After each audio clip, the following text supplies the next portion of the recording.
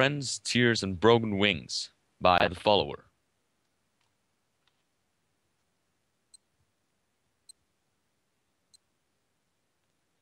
The flat line next to Scootaloo's bed rippled every so often. Where's Scootaloo right now? This you may ask. She's in Ponyville Hospital, 5th floor, 6th room on the left. In her room there were 2 beds, one occupied, the other was empty. Next to her bed lay a table, with a lamp and a plastic tray with a glass of water on it. There were no decorations around the room that were stunning except a painting that was a picture of Ponyville. There was a window 5 feet to the right of her that was closed at the moment right now. She didn't care. She had a bandage on her left wing, a cast of her left back hoof, a cast on her right forehoof, and a stand that kept her injured neck still. Another question you may have is, how did this happen? Scootaloo was recalling and trying to remember most of what happened that caused her to look like this. Scootaloo was perched up high in a tree located in Everfree Forest. Her friends, Albloom and Belle, were under the tree with worried faces. Their friend was going to attempt a stunt she wasn't prepared for. You still want to try this, Scootaloo? Albloom called to her friend. Of course! I'm not chickening out on this, because it took forever for me to climb up here. Scootaloo called back. She had a smile on her face, but had a sense of fear hidden underneath it. Just a few days ago was her birthday. Scootaloo recalled it as the best day of her life, because that day she turned to an age where she would be able to fly. She had been waiting for her birthday for a long time, and was filled with joy when it came. She decided to try flying after a few days after her birthday. Today is that day. Wish me luck. The orange Pegasus called to her friends. She extended her wings, leaned back, and jumped. Big mistake. She glided through the air for a couple of seconds. Then, she fell, increasing speed as she descended. Scootaloo let out a scream that could be heard throughout Ponyville. Albloom and Belle watched in horror as their friend fell. They didn't move because they were paralyzed with shock. Scootaloo fell, still screaming. She tried to use her wings, but they were of no use. She looked down at the ground as she fell. She knew she was a goner. Closer and closer to the ground closer and closer to the ground she fell until she fell on her side, causing pain to surge through her body. Another scream escaped from her lips, and then she blacked out. Now, here she is, stuck on her bed because of all the strands of bandages on her. Every day she thought herself as a fool for what an act she did. She didn't know when she would be able to walk again or even leave the hospital. For now, she would just have to wait and see. Day after day, she had the same agenda. It went like this. Wake up, eat sloppy food, sleep, friends visit, check up, eat more food, take her medicine, sleep even more, friends visit again, throw up from the food given to her, and finally sleep for the night. Scootaloo hated this process. She was literally forced to do it if she wanted to get better. The doctor and nurses treated her with care, but were often in a rush because they had other patients to treat. Around visiting hours, her friends, Albloom, Belle, and occasionally Applejack and Rarity, would come by. Conversations with them usually went like this. Hey, Scootaloo, feeling better? Albloom or Belle would ask. Does it look like I am? She would respond in her mind. Well, I don't think she is. Applejack would answer for Scootaloo. Her hooves and wings still have bandages on them. They would then talk to her about school, their lives, and just about anything that was found interesting. Scootaloo would just close her eyes and listen, because she could not respond. Her mouth was also covered with bandages and gauze. What interested Scootaloo was when they talked about Rainbow Dash. They would say that she would often attempt sonic rainbows, but was successful some of the time. Scootaloo liked the sound of that because someday she would fly with Rainbow Dash and do sonic rainbows with her. When it was time for her checkup, the nurses would tell him to leave and come back later. With quick goodbyes, they would leave with grim faces. As the weeks turned into months, Scootaloo noticed something about her friends. They were beginning to visit her once a day instead of two. This made her curious of why her friends have not been visiting her regularly. When they do come and see her, they talk less and less. Scootaloo could tell something was up. Then it happened. Friends stopped visiting her at all. She had one question on her mind. Why? This thought stuck to her mind for days. Why would they leave her stuck like this? Was that magic of friendship dead? Scootaloo never felt so alone in her life. She usually hung out with them, but it didn't look like they were going to now, or ever. They seemed to get longer and longer, which bore and pained Scootaloo. With no one to see her, she felt like she has been deserted. Every day she would cry at night, with no one to comfort her. Until today. Scootaloo was fast asleep, dreaming of seeing the sun being raised again by Celestia, where the sun breeze brushed her cheek. She opened her eyes and sighed. Felt good to feel wind after a long time. She looked around the room to find the source of the breeze. It pained her, but she had to find out. It turned out that the window was open. She couldn't help but think how it was opened. The window was closed most of the time. Pushed the thought out of her mind and fell asleep. Evening, love.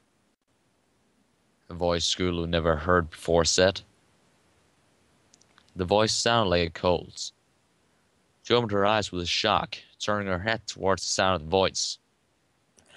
No, don't give yourself any more pain. Just rest. The voice said. When she saw who was speaking, she couldn't picture the pony in her room. All she could see was an outline of him, but still could see what he looked like. She felt afraid of the intruder, but she couldn't do anything about it.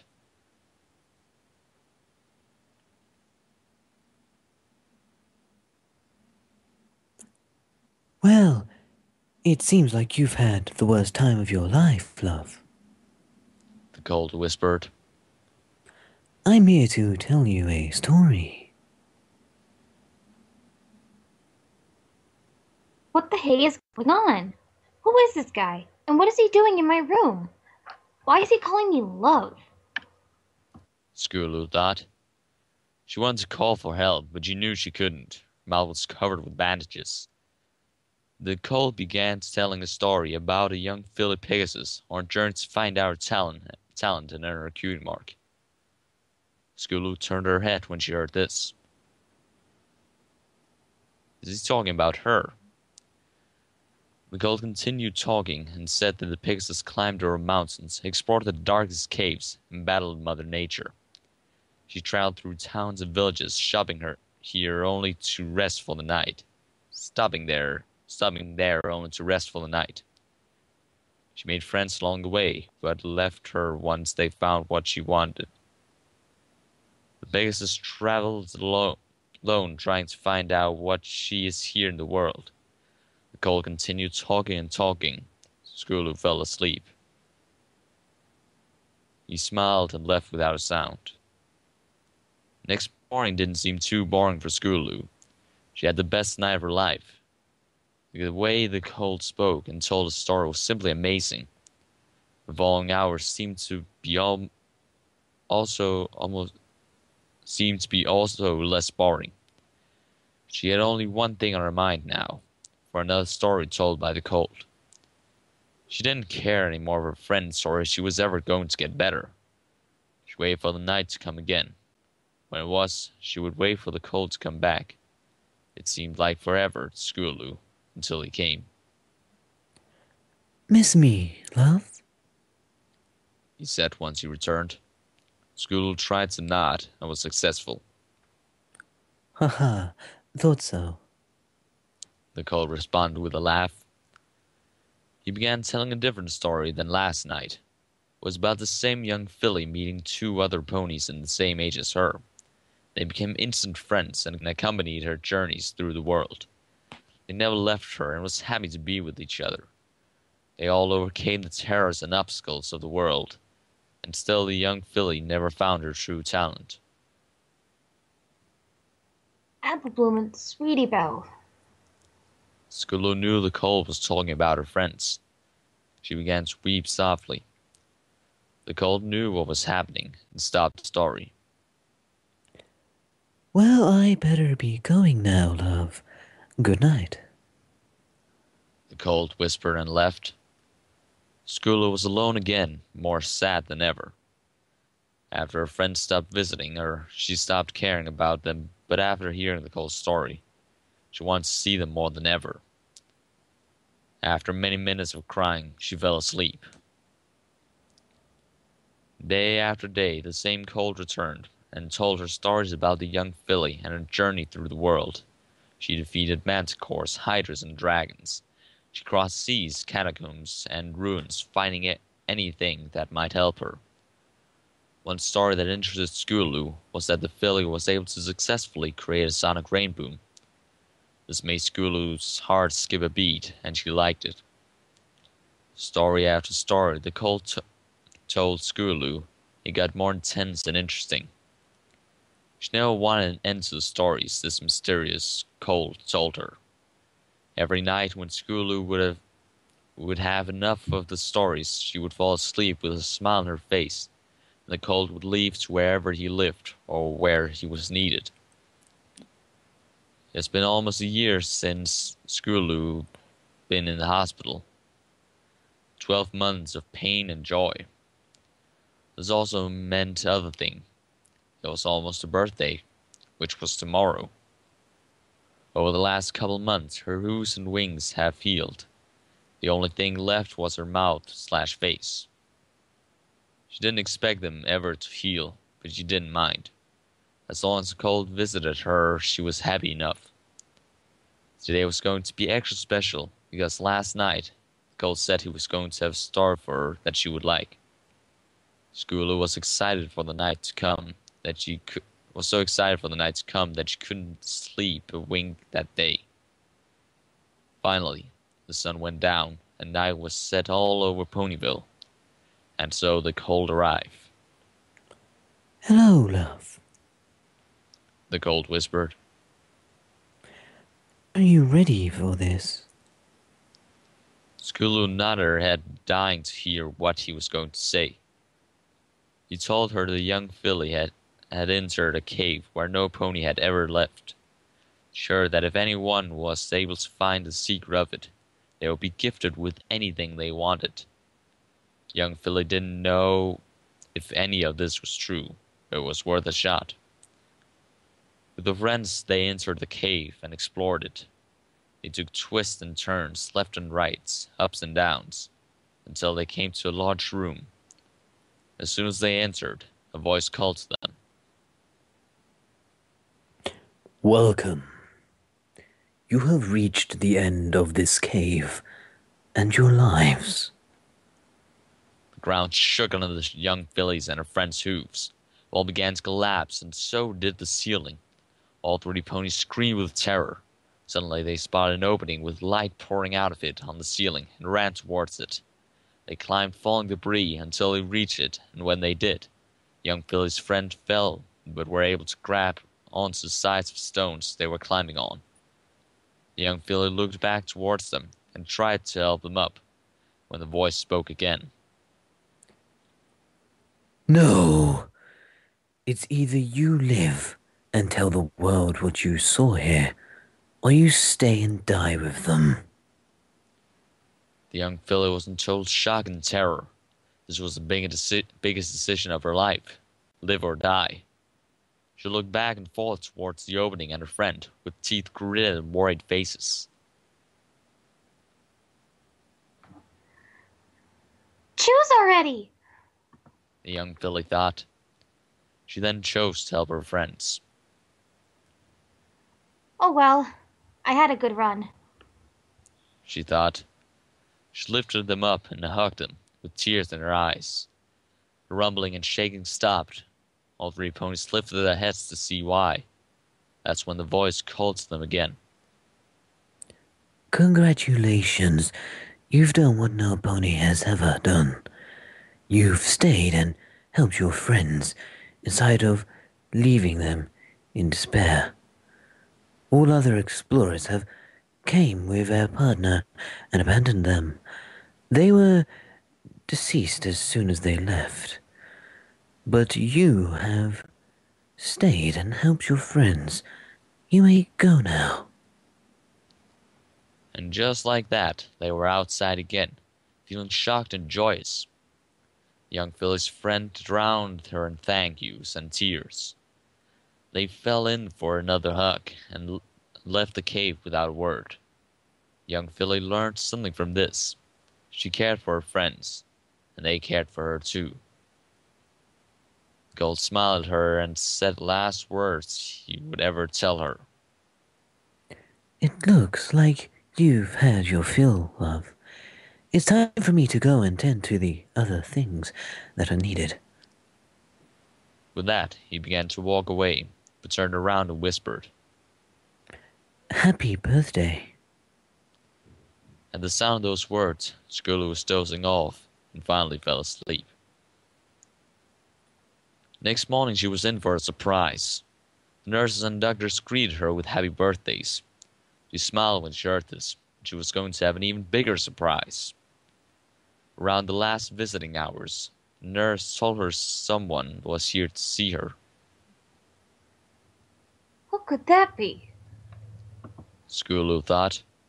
She began thinking of every pony she knew that would even care to visit her when a crowd cheered, "Happy birthday, Scootaloo." Albloom and Sweetie Belle walked in with a huge cart made out of glitter, paint, and pictures. If Scootaloo could let her mouth drop, she would, but couldn't. On it were, of course, the words "Happy Birthday" and pictures of them together. There was a picture of them when they first met at Diamond Tiara's party. Another picture had pictured them at their school talent show. Another with them trying to find a special somepony for Miss Cheerilee. She soon found out all the pictures were drawn with paint, which looked amazing. Scootaloo turned towards her friends. Sorry for not being able to visit you. Sweetie Belle said. School got more complicated, and our sisters needed urgent help with things. I also had to paint all these pictures on your birthday card. Took me a while to do it. Do you like it? Albloom asked. Scootaloo nodded her head. The pictures were the most beautiful things she had seen in a long time. That time, a doctor came in and said, Sorry, girls, but it's time for Scootaloo's checkup. This will only take a second. Her friends left the room and said they would come back later. Just a few days ago, your lower half of your face and neck just healed somehow. Sorry we couldn't have told you sooner. We were ever so busy. I'm going to remove the bandages on your face. The doctor approached her face with scissors. This will only hurt a bit. Done. The bandages fell to the floor, and the doctor stood back. He handed a mirror to Scootaloo. When she peered herself in the mirror, she gasped. Her face didn't look any different, except for a slight scar next to her mouth that was hardly noticeable. She'd never seen herself in a mirror for quite some time now. She didn't seem any different. I have more to say. Today you'll be able to leave this hospital. You've fully healed, and well enough to walk again. The doctor continued with a smile. I'll go and call your friends now. He left the room and called a nurse to call for Albloom and Sweetie Belle. Some time later, her friends entered the room with grins. I heard the doctor said you can leave this place now. Is that true? Sweetie Belle asked. Scootaloo nodded her head. You know you can talk now, right? Albloom said. That bandage on your face is gone now. Scootaloo opened her eyes, bigger with joy. She opened her mouth to speak. Yeah, I can talk. She was eager to say and hear words come out of her mouth. It still sounded the same after so many months. Her friends smiled with joy to hear their friend speak again. They began to talk about what had been happening since the last year. Scootaloo didn't talk about the cold that had been visiting her. She wanted to keep that a secret. You guys want to go to Sugar Cube Corner? Sweetie Belle asked. Scootaloo and Albloom nodded. Albloom and Sweetie Belle left the room, walking side by side. Scootaloo removed the blanket on top of her and found a book on the edge of the bed. It was titled How to Fly for Beginners. Scootaloo opened it with a puzzled look. Who could have left this here? When she opened it, a piece of paper fell out. Scootaloo picked it up and found out there were words written on it. It read, Hello again, love. If you're reading this, it means you're probably all better now, which is great. It might be hard for you to live your life, old life again, but I believe you can try. This is going to be a short letter, for I have many more other things to attend to, but just remember one thing, you still haven't found your true talent, and I expect you to find it some time in your life. Every pony has to, and you're not an exception. Remember these words, for I can no longer assist you. Farewell. Yours truly, L. Scootaloo, you coming? Albloom called to her friend. Scootaloo closed the book and placed it under her wing. As doing so, the letter in the book fell out and landed on the floor. Scootaloo, unaware of this, just climbed out of bed and headed towards the door. It took a while for her legs to get used to walking, but she was able to walk with her friends to Sugar Cube Corner, grinning ear to ear. As soon as the three friends left, a mysterious cold entered the room where Scootaloo used to be and picked up the letter he wrote. He looked it over with a smile. That young filly's has lots of potential and spirit. She's also got many, many years ahead of her. I hope she uses them wisely. The cold looked around the room, happy with his work, and stuck the letter under the cover of the bed. He then left, bearing the thought of that young Pegasus going on many adventures with or without her friends. The end.